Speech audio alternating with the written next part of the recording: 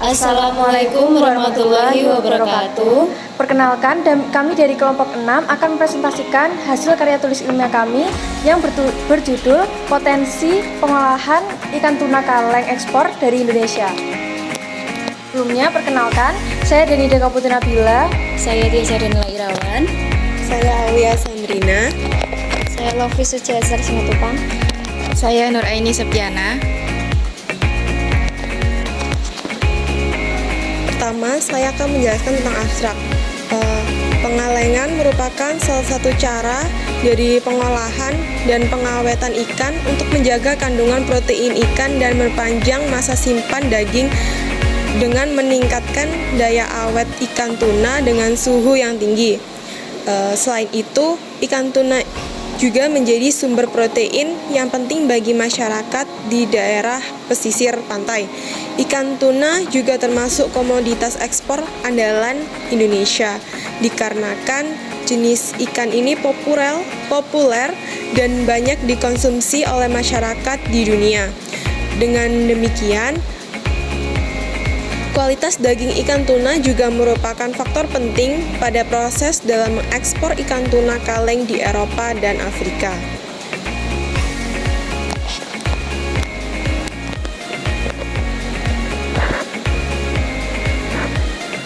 Selanjutnya yaitu saya akan menjelaskan pendahuluan. Pendahuluannya yaitu tuna adalah produk perikanan yang paling banyak diekspor di wilayah Indonesia. Salah satu bentuk produk ikan tuna yang diekspor adalah tuna kaleng. Industri pengolahan ikan tuna kaleng memberikan kontribusi yang signifikan bagi pasar global dan termasuk dalam salah satu industri pengolahan ikan yang memberikan kontribusi ekspor bagi Indonesia. Produk ikan tuna kaleng ini dari Indonesia belum dapat memanfaatkan permintaan dari negara-negara di kawasan Uni Eropa dan Afrika, meskipun permintaan di kedua kawasan tersebut sangat besar dan belum terpenuhi. Selanjutnya, proses pengalengan ikan tuna akan dijelaskan oleh teman saya. Selanjutnya saya akan menjelaskan tentang proses pengalengan ikan tuna. Cara untuk meningkatkan daya awet ikan tuna dengan suhu yang tinggi adalah dengan cara pengalengan. Proses pengalengan ikan dilakukan dengan dibagi menjadi 12 proses, diantaranya yaitu 1. Penerimaan bahan baku. Dilakukan dengan membongkar ikan tuna dari kontainer, lalu disortir dan dimasukkan ke dalam kotak ikan. Lalu ditimbang dan diberi label pada kotak ikan tersebut. Kedua, towing, yaitu proses pelelehan ikan yang berlangsung di area defrost. Ikan dapat langsung diproses ke tahap selanjutnya apabila waktu pelelehan ikan tuna beku belum sesuai jadwal, sedangkan suhunya sudah sesuai. Ketiga, cutting atau pemotongan. Dilakukan menggunakan pisau steril dengan membuang jeroan yang ada pada ikan tuna yang dipotong sesuai prosedur dan sudah bebas dari jeran. Yang keempat, cooking atau pemasakan. Dilakukan menggunakan mesin cooker yang memiliki dua jenis, yaitu cooker otomatis dilakukan dengan cara menusuk bagian tulang belakang ikan tuna, dan mesin cooker non-otomatis prosesnya dilakukan berdasarkan waktu. Kelima, pre-cleaning dan cleaning. Pre-cleaning dilakukan dengan pemotongan kepala, pemotongan ekor, pembersihan sisik atau kulit pada ikan, dan tulang kecil.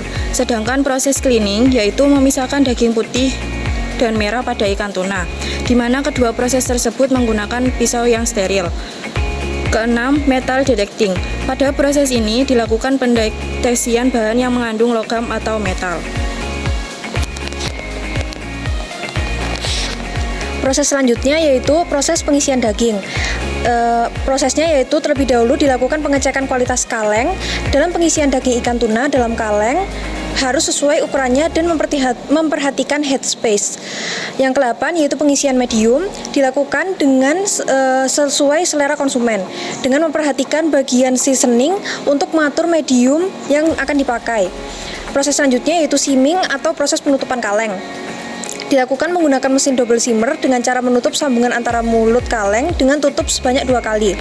Proses selanjutnya yaitu sterilisasi, yang merupakan proses paling penting dalam pengalengan makanan dan termasuk titik kritis atau critical control point, yang bertujuan untuk menghilangkan mikroba, pembusuk, dan juga patogen. Proses ke-11 yaitu inkubasi. Proses ini dilakukan untuk mengecek apakah produk sudah sesuai dengan prosedur pengerjaan dan memastikan ada labeling atau packaging. Dan proses terakhir yaitu stuffing atau distribusi, diawali dengan mendistribusikan yang selanjutnya dibawa oleh kontainer sebelum dikirim ke pembeli.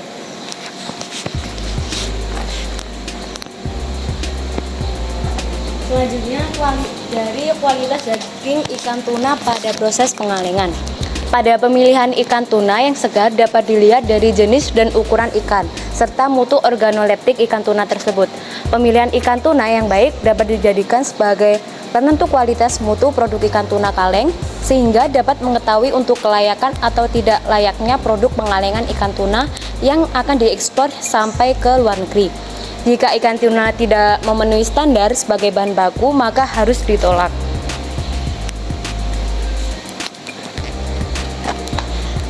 Selanjutnya, ekspor tuna kaleng Eropa dan Afrika.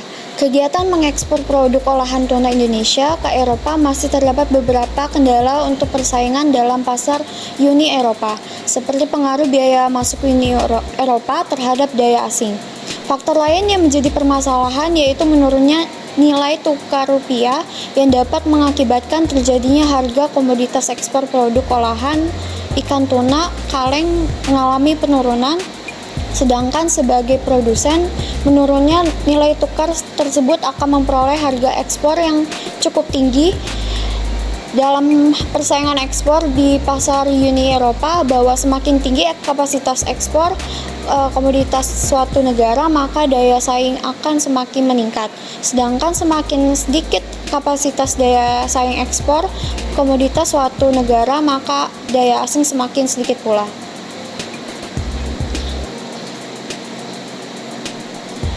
Selanjutnya, ekspor produk perikanan tuna kaleng ke Afrika mengalami perubahan volume dan nilai dalam beberapa tahun.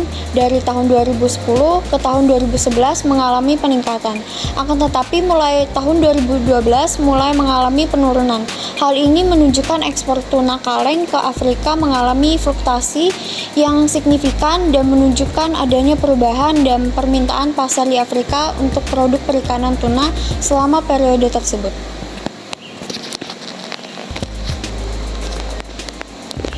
Penutup, ikan tuna menjadi salah satu komoditas ekspor andalan Indonesia. Salah satu bentuk produk ikan tuna yang diekspor adalah ikan tuna kaleng. Proses produksi kaleng ikan tuna melewati beberapa tahap, mulai dari mempersiapkan bahan utama, proses pengolahan, proses pengalengan, hingga pemasaran. Pemilihan ikan tuna yang baik dapat dijadikan sebagai penentu kualitas mutu produk ikan tuna kaleng, sehingga dapat mengetahui untuk kelayakan atau tidak layaknya produk pengalengan ikan tuna untuk dapat diekspor hingga ke luar negeri. Pada pemilihan ikan tuna yang segar dapat dilihat dari jenis, ukuran, serta mutu organoleptiknya ikan tuna. Kegiatan mengekspor produk olahan tuna Indonesia ke Eropa dan Afrika masih terdapat beberapa kendala, seperti pengaruh biaya masuk ke Uni Eropa terhadap daya saing dan ekspor tuna kaleng mengalami fluktuasi yang signifikan, dengan peningkatan volume dan nilai ekspor ke Afrika yang mengalami penurunan. Berikut adalah sumber referensi yang kami dapatkan untuk menulis karya ilmiah kami. Sekian dari kelompok kami. Wassalamualaikum warahmatullahi wabarakatuh.